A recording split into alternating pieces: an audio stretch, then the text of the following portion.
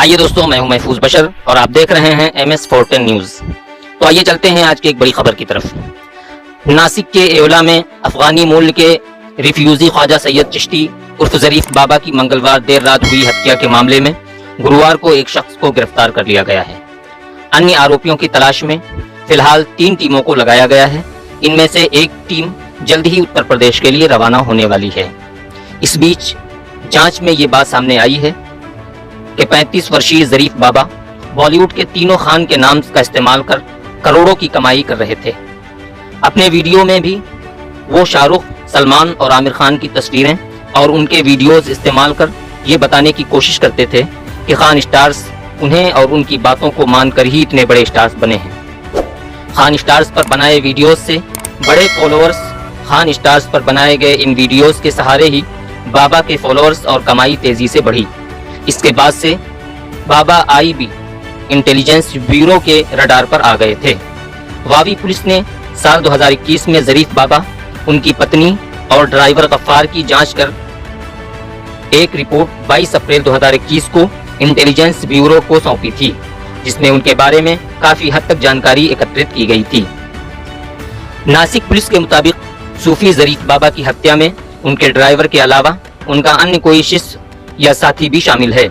Police के मुताबिक driver ने 2 अन्य लोगों के साथ मिलकर इस वारदात को अंजाम दिया और बाबा की SUV कार, जिसका नंबर है MH43 BU 7886 और 2 मोबाइल फोन लेकर फरार हो गया।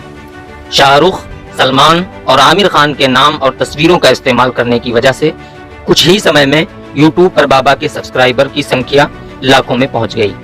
इनके एक YouTube चैनल पर 2,27,000, फेसबुक पर 5 लाख और इंस्टाग्राम पर 17,05,000 से ज्यादा फॉलोअर्स थे। लगातार उनके सब्सक्राइबर की संख्या YouTube पर बढ़ती रही। सिर्फ YouTube पर उनके 6 करोड़ से ज्यादा व्यूज थे।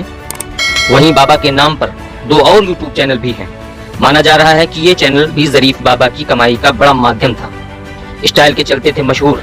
ज़रीफ बाबा अपनी बोलने की शैली, लुक और लोगों के इलाज करने के तरीके की वजह से आम लोगों में काफी मशहूर थे।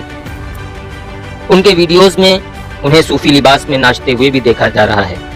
इसके अलावा वो झाड़ फूक के जरिए महिलाओं, बच्चों और बुजुर्गों के इलाज का दावा करते थे।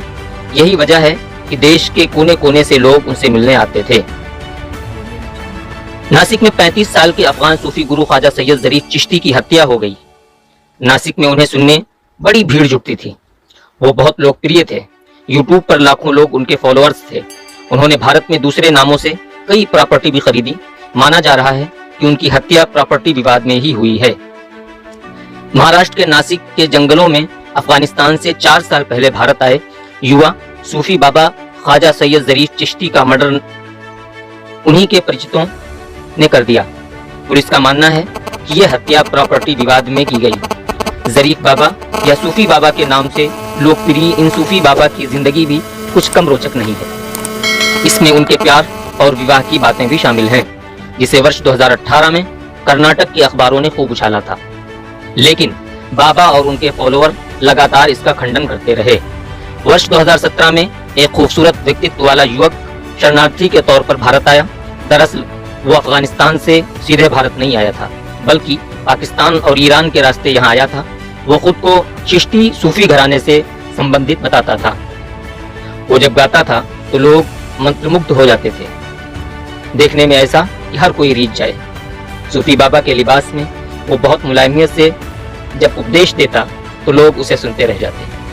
हालांकि अगर कर्नाटक के अखबारों और डेक्कन हेराल्ड की रिपोर्ट्स की माने तो उसका भारत आने का प्रयोजन मुख्य तौर पर यहाँ उस अर्जेंटीना महिला से शादी करने का था जो उसे सोशल मीडिया पर मिली। दोनों में प्यार हुआ। डेक्कन की रिपोर्ट कहती है कि 22 नवंबर 2017 को दोनों भारत आए और अगले दिन यहाँ शादी रचा ली। हालांकि इसके कोई दस्तावेज नहीं मिलते। नासिक में सूफी ज़रीफ बाबा की हत्या के बाद जो पता चल रहा है, उससे लगता है कि उनके साथ एक महिला और एक और अफगान नागरिक रहता था। महिला खुद को उनकी पत्नी बता रही है, लेकिन उसके पास इस तरह के कोई दस्तावेज नहीं है। विकिपीडिया और अन्य जानकारियों के अनुसार खुद को चिश्ती सूफी घराने का बताने वाले सैयद ज़रीफ का पूरा नाम ख्वाजा सैयद ज़रीफ चिश्ती मोइनुद्दीन था। वो अफगानिस्तान के हेरात में पैदा हुआ। उसके परिवार के ताल्लुक चिश्तियों से बताए गए। जन्म के बाद वो काबुल आ गया। युवा होने पर उसने पारिवारिक बिजनेस करना शुरू किया। हालांकि ये बिजनेस क्या था ये नहीं मालूम। इस बिजनेस में उनके ताल्लुकात खाड़ी देशों और ब्रिटेन तक थे। बिजनेस के दौरान उसका रुझान आध्यात्मिक बातों की ओर होने लगा। खुद उन्होंने सोशल मीडिया पर जो लिखा और यूट्यूब पर जो कहा, उसके अनुसार एक दिन उन्हें लगा कि वो आध्यात्मिक दुनिया के लिए ही बने हैं। बस उन्होंने उसी दिन से बिजनेस को किनारे कर दिया और सूफीज़्म में लीन हो गए। लेकिन अफगानिस्तान में तालिबान से उन्हें खतरा महसूस होने लगा, लिहाजा वो वहां से पाकिस्तान चले गए। कुछ समय बाद वहां से ईरान की शरण ली। उसके बाद भारत आ गए। भारत में वो वर्ष 2017 में आए। उनके पास अफगानिस्तान का पासपोर्ट था। भारत सरकार ने उन्हें शरणार्थी का दर्जा दिया। फिर जब उनका शरणार्थी दर्जा खत्म हो गया तो सरकार ने इसे 2 साल के लिए बढ़ा दिया। जरीफ बाबा पहले तो राजस्थान के अजमेर गए। वहां कुछ दिन रहने के बाद कर्नाटक विजयपुरा का रुख किया। फिर कर्नाटक में एक छोटा सा मकान लेकर वहां लोगों को जोड़ने लगे। कलबुर्गी में जब उन्हें लेकर एक विवाद शुरू हुआ तो वो अपना सब कुछ समेटकर महाराष्ट्र के नासिक आ गए।